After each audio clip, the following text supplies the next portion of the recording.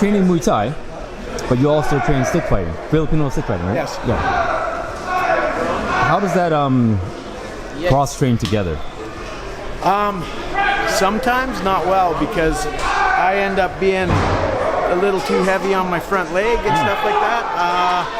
They're totally different. They're totally different, right? But I started Muay Thai first, and I think that really helped my Arnis, because it gave me the attitude to be, well, even though I wasn't really a fighter, but my coach made me tough, right?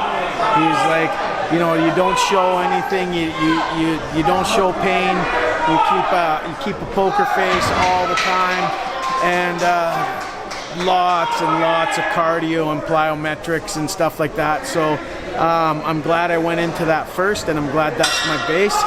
But I love Filipino martial arts, and right now I'm getting into some dirty combatives as well, like worst case scenario type fighting. Yes, I see you do knife fighting. Yes. Knife defense and offense.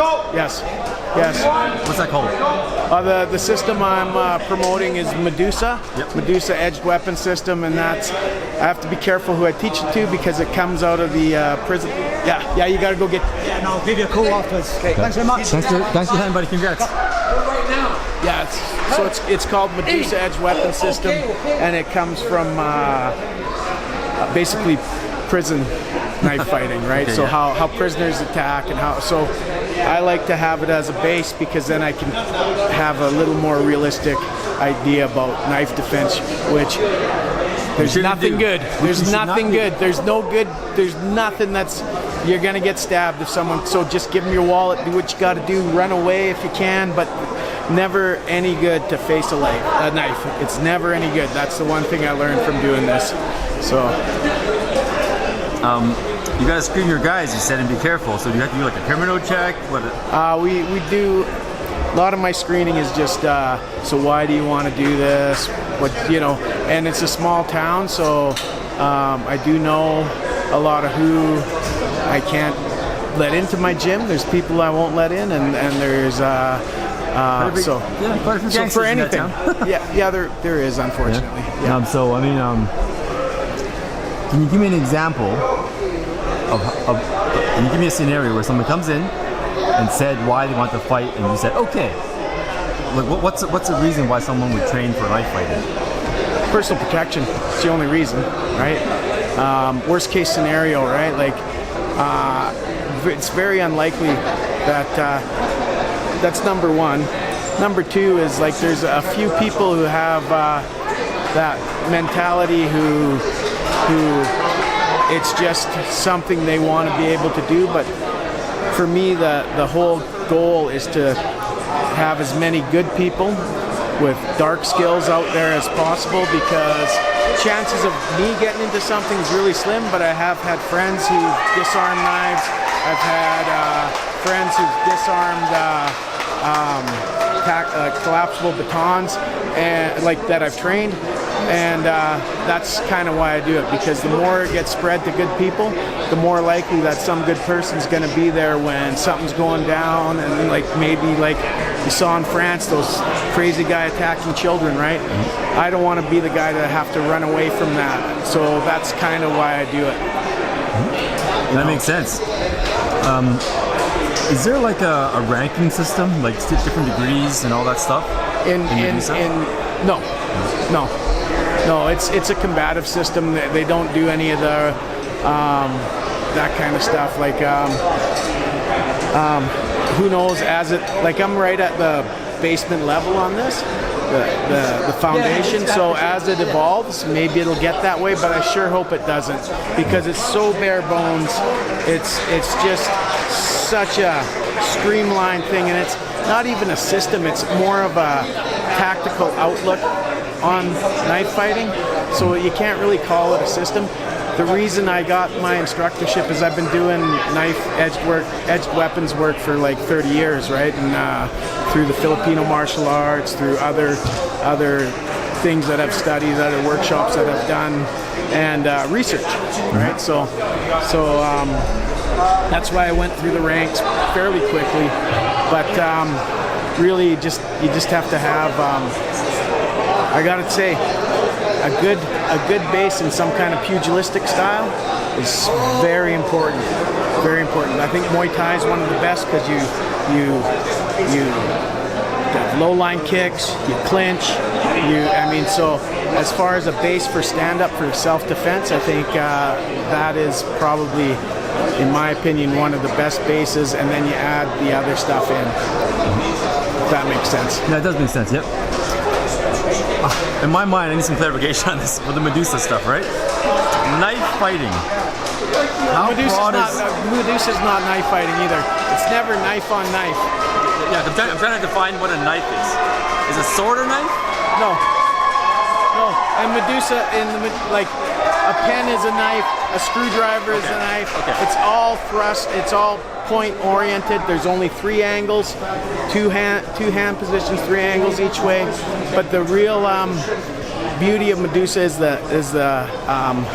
it's all about preemptive striking, closing the distance. So there are very few ways that this would be a appropriate use of force in self-defense. So you got to understand way more than this. It's got to go to a broader understanding of laws, different skill sets. You can't just have this because then you're a ticking time bomb. So it's got to have a lot broader focus than just that. It sounds like it's a very good military exercise. It is actually. Tony Moore from the UK he got hired to teach some of the Ukrainian soldiers, and he's got a background in Victorian era fighting, but he chose the Medusa system to give to them. It's down and dirty, quick survival. Okay, so this is a Medusa system. Can you name a couple of other systems? Of knife fighting? Yeah. Is there a few? Oh yeah. Amok. Libra fighting. Piper. Piper comes from South Africa. It's a prison-based system out of South Africa. So there's a mock, right? So how are these? Sorry, can you just say the list again? Sorry. So a mock is a Filipino-based system. It's been around for like 20, 25 years, like a long time. Tom Sotis is the head of that, and so that's one. There's Libra, Scott Bob. That's another Filipino-based system, but this went into Ed's Manifesto. I don't know if you've heard of that, but he was a Mexican narcotics officer, and he got Scott Bob to teach his undercover work agents or field agents or whatever. And he said, and from what they did, they brought back data and from guys who survived in the field, because a lot of times they couldn't carry guns. And so that's where the Libra system comes from. Piper came from South African prisoners, so it's got a connection possibly to Silat because of the Dutch, who were also in Indonesia, bringing that into South Africa. That's just I don't know if that's true, but that's kind of what I've heard from a few other people. They do a lot of hiding the blade and confusing their opponents. And the other thing about these systems is none of them are knife on knife, except maybe a mock a little bit, but they're all using the knife to finish the person. So there's very little. So it's the extreme end of self-defense, the absolute extreme end. I don't even call it self-defense, it's combatives, right? It's the extreme end in the worst case scenario, like someone's kicked in your door, they're coming in your house, you got to protect your family, you got nowhere to run. That's when this stuff is what this stuff is for. So it's something that none of us will ever face, I hope to God, right? Yeah, some of us have faced these things. yeah, right. Some people do, right? Unfortunately. Yeah. And that's why I teach it, because some people do. Yeah. I find, okay, so since you have more years than me, the world right now, the way it's changing, the way people are more sensitive, more aggressive. Do you think something like this will pick up more steam in the future because people are going to want to be more ready? Yeah, I hope the world swings back.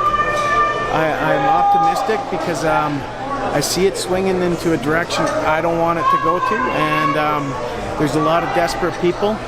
But in the end, like I talk to lots of people who, before like when I was younger, I'd judge them, right? And a lot of these people who are down and out right now are basically like hurt kind, and a lot of them have kind hearts and stuff like that. But I see like this reactionary shit going on, and like property crime I think is up like crazy in my community. Hard drugs are killing people all over the place. So I think having worst case scenario skills is a good thing, but you also have to have a level head. If you don't have a level head with those kinds of skills, that is a bad thing. And that means jail.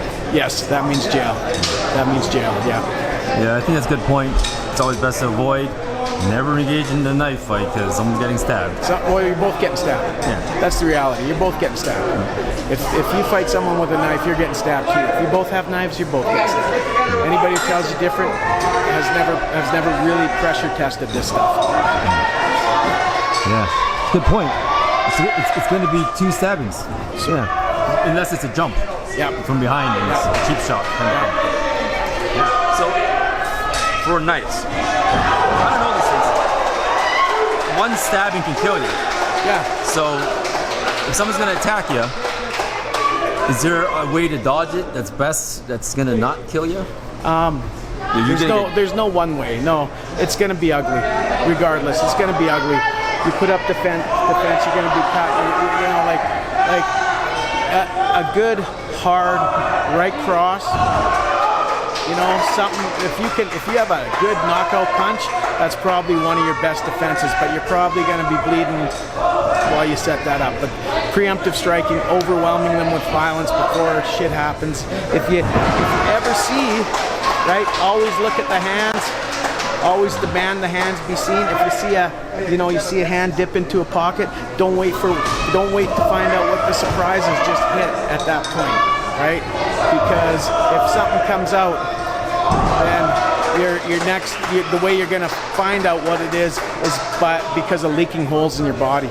So that's as far as I can say the best advice I can give. But never be there if you can, right?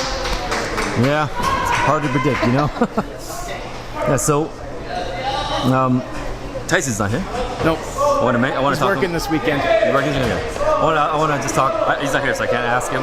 Maybe you can represent him a little bit. What's he up to these days? He's still training. He's still working. So he works a 4-on, 4-off shift. When his 4 days are off, he's in the gym generally. But he's also enjoying life, so he's been going to concerts, doing things with his lady, you know, enjoying time with his lady. You know, that's kind of the way it goes at his age. And it is. It's a good way to go too, because you're only young once. Yeah, exactly. Yeah, well, Joe, I'm gonna post this, tag you guys. It'll be probably a few segments and one complete one on YouTube.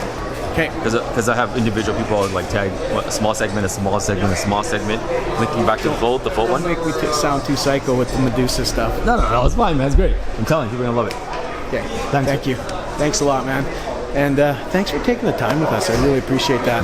Greg worked hard. I'm so proud of him. Like I get pretty emotional with my fighters, right? Like they're like your sons, kind of. Yeah, they're like I'm really protective, right? So, yeah. I can see it. You care a lot for your students, man. I love it. I do. And you know, anyone who's willing to work hard gets my admiration and my respect. And my guys work hard. They work hard, and I just look up to them for that, right? So, all right. Thank you. Have a good day. See you next time, man. Yeah. Are you going home now or what? I'm gonna go to my sister's, and then I think Greg and Vicky, and they're dropping off Greg's mom, who's going back to the UK, and then we're gonna meet at a pub somewhere and celebrate it tonight. So. All right. We're talking line though. It's all good. Okay. Thank you. Take it easy, man. Take care.